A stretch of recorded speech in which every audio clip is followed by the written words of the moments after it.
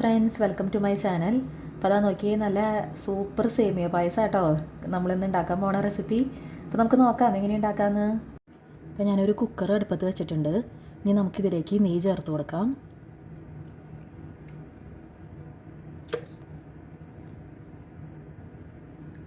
നെയ്യൊന്ന് ചൂടായി വരുമ്പോൾ നമുക്ക് ഒരു കപ്പ് സേമിയ ചേർത്ത് നമുക്കൊന്ന് വറുത്തെടുക്കാം. ഇനി ഈ വെർമിസലി നമുക്ക് നന്നായിട്ടൊന്ന് ഫ്രൈ ചെയ്തെടുക്കാം. ഇത് ഓൾറെഡി റോസ്റ്റഡ് ആയിട്ടുള്ള വെർമിസലിയാണ്, എന്നാൽ കൂടി ഒരു 2 മിനിറ്റ് നമുക്കിതൊന്ന് ഫ്രൈ ചെയ്തെടുക്കാം. നന്നായി ഫ്രൈ ആയി വരുമ്പോൾ നമുക്കിതിലേക്ക് പാൽ ആഡ് ചെയ്ത് കൊടുക്കാം. ഞാനിപ്പോൾ 1.5 ലിറ്റർ പാലാണ് ആഡ് ചെയ്യുന്നത്.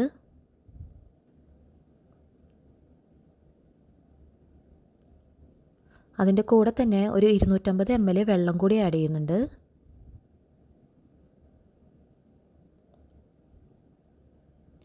അര കപ്പ് ഷുഗറാണ് ഞാനിതിലേക്ക് ആഡ് ചെയ്യുന്നത്. ഞാൻ കണ്ടൻസ് മിൽക്ക് കൂടി ആഡ് ചെയ്യുന്നത് കൊണ്ടാണ് ഷുഗറിൻ്റെ അളവ് കുറച്ച് ആഡ് ചെയ്യുന്നത്. നിങ്ങൾ കണ്ടൻസ് മിൽക്ക് യൂസ് ചെയ്യുന്നില്ലെങ്കിൽ നമുക്ക് ഷുഗറിൻ്റെ അളവ് നിങ്ങളുടെ മധുരത്തിനനുസരിച്ച് നിങ്ങൾക്ക് ആഡ് ചെയ്യാവുന്നതാണ്. ഇനി നമുക്കിതെല്ലാം കൂടി നന്നായിട്ടൊന്ന് ഇളക്കി നമുക്കൊന്ന് കുറച്ച് നേരം ഒന്ന് വേവിച്ചെടുക്കണം. ഏകദേശം ഒരു വിസിലടിക്കേണ്ട ആവശ്യമില്ല. നമുക്ക് മൂടി വെച്ച് വിസിലിടാം, പക്ഷേ ഒരു വിസിലടിക്കേണ്ട ആവശ്യമില്ല. വിസിൽ വരാറാവുമ്പോൾ നമുക്കത് ഓഫ് ചെയ്ത് വെക്കാം. നമ്മളിതിലേക്ക് കണ്ടൻസ് മിൽക്ക് ചേർക്കുന്നത് സേമിയ വെന്ത് വന്നതിന് ശേഷമാണ്. അപ്പം നമുക്ക് ഈ പാനിലേക്ക് കുറച്ച് നെയ്യ് ചേർത്ത് കൊടുക്കാം. ഫസ്റ്റ് നമുക്ക് കുറച്ച് മുന്തിരി ചേർത്ത് കൊടുക്കാം. നെക്സ്റ്റ് നമുക്ക് കുറച്ച് കാഷ്യൂ നട്ട് വറുത്തെടുക്കാം.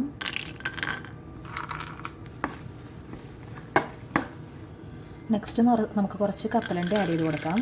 ഇത് തികച്ചും ഓപ്ഷണലാണ് കേട്ടോ. ഇപ്പോൾ നമ്മുടെ പായസം ഇവിടെ നന്നായിട്ട് വെന്ത് വന്നിട്ടുണ്ട്. ഇനി നമുക്കിതിലേക്ക് ആവശ്യത്തിനുള്ള കണ്ടൻസ് മിൽക്ക് ചേർത്ത് കൊടുക്കാം. നിങ്ങൾക്ക് കണ്ടൻസ് മിൽക്ക് ചേർക്കാൻ ഇഷ്ടമില്ലെങ്കിൽ, അതല്ല നിങ്ങളുടെ കയ്യിൽ ഇല്ലെങ്കിൽ, നിങ്ങൾക്ക് അതിന് പകരം ഷുഗർ തന്നെ നിങ്ങളുടെ മധുരത്തിനനുസരിച്ച് ചേർത്ത് കൊടുക്കാം. ഞാനിപ്പോൾ 1 കപ്പ് കണ്ടൻസ് മിൽക്ക് ചേർക്കുന്നുണ്ട്.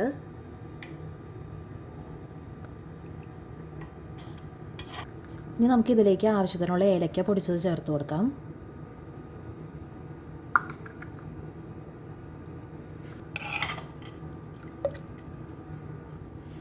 ഇനി ഇത് നമ്മൾ വീണ്ടും തീ ഓൺ ചെയ്ത് കുറുതാക്കേണ്ട ആവശ്യമൊന്നുമില്ല. കാരണം ഇത് ഓൾറെഡി നല്ലോണം കുറുതായാണ് വന്നിട്ടുണ്ടാവുക.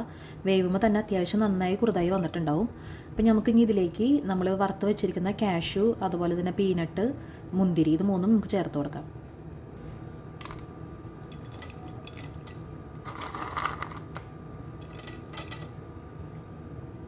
അപ്പോൾ അതാ നമ്മുടെ പായസം ഇവിടെ റെഡി ആയിട്ടുണ്ട്. ഇനി നമുക്കിതൊരു സെർവിങ് ബൗളിലേക്ക് മാറ്റാം. അപ്പോൾ അതാ നമ്മുടെ നല്ല ടേസ്റ്റുള്ള സേമിയ പായസം ഇവിടെ റെഡി ആയിട്ടുണ്ട്. കുക്കറിലാവുമ്പോൾ നമുക്ക് ഉണ്ടാക്കിയെടുക്കാനും വളരെ എളുപ്പമാണ്. നമ്മൾ നിന്ന് കുറേ സമയമൊന്നും നമുക്ക് പോവുകയും ചെയ്യില്ല.